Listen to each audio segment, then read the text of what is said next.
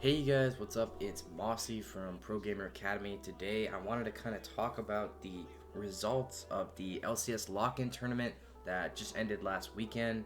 Obviously, I had made my video and I had made my kind of predictions about who we would be seeing in the finals, but it ended up being Team Liquid and Cloud9. And actually, this series, if you guys didn't get a chance to see it, make sure you go back, watch some highlight videos because this was a great series. It went the full 5 games, and I felt like we got to see a lot of different looks from some of the different players. And overall, it was a great way for the LCS to start. It made me pretty excited for what we're going to see later on in the season. That being said, I did coming into this, I predicted in my power rankings, I predicted Team Liquid just as one of the stronger teams. And in the games that they won, they just looked so dominant, especially in this game 5 here, as you can see from the footage. You had Alfari popping off, you had Santorin popping off, like just the whole roster worked so well together. And I think with a team like Team Liquid, you really have to think about, is this even them at their full chemistry? Like, what is their maximum potential together as a roster? Like, I think this season, this team, maybe it's not this season, maybe it's next season, but I feel like if this team stays together and keeps playing at their full potential, this is the roster that we're probably going to expect to represent North America.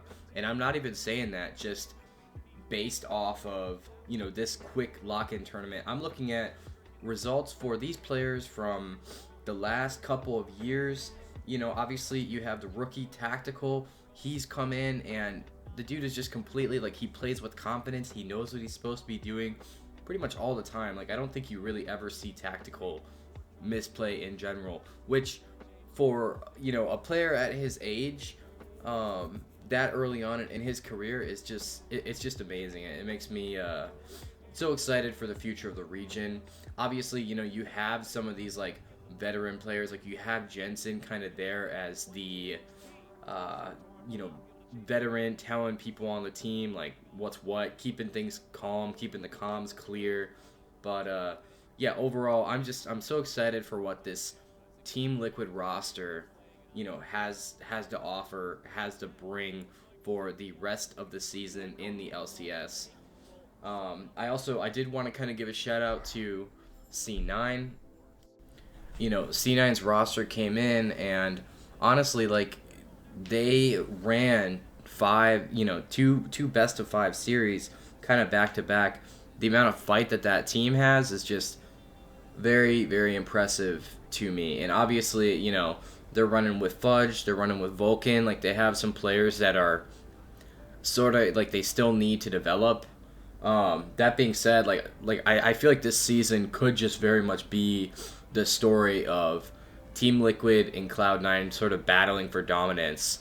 And I think in the future, if Cloud9 wants to come out on top, you need to start seeing a higher level of gameplay maybe from Perks. And I'm not sure how much of it is just stylistic. Like, I do feel like Cloud9 is trying to enable Perks. I feel like they're trying to make use of him, but for whatever reason, he's not having sort of the impact that you would expect him to have coming into the LCS. You paid all this money for this star in Perks for C9, and right now, like, after this lock-in tournament, it is just a lock-in tournament. There's the season ahead, but if you're C9 management, you have to be thinking like, how are we going to utilize him better, or how are we going to get more out of him? Because right now, Perks appears to be following like the trajectory of some of the other star players who have come to North America and who have not shown up and not performed as much. It's almost as though you've gotten your money and you've already done great things with your career. Now you're just in North America and you can kind of just hang out.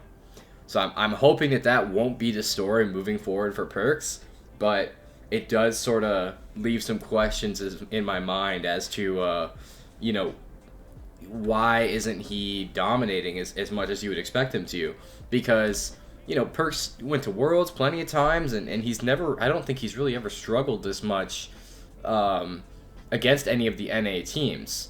So I'm not sure what is to blame for. I'm assuming it's just a chemistry thing, and moving forward, you should see more cohesion from that C9 roster. But that's going to be something to look at for this next season.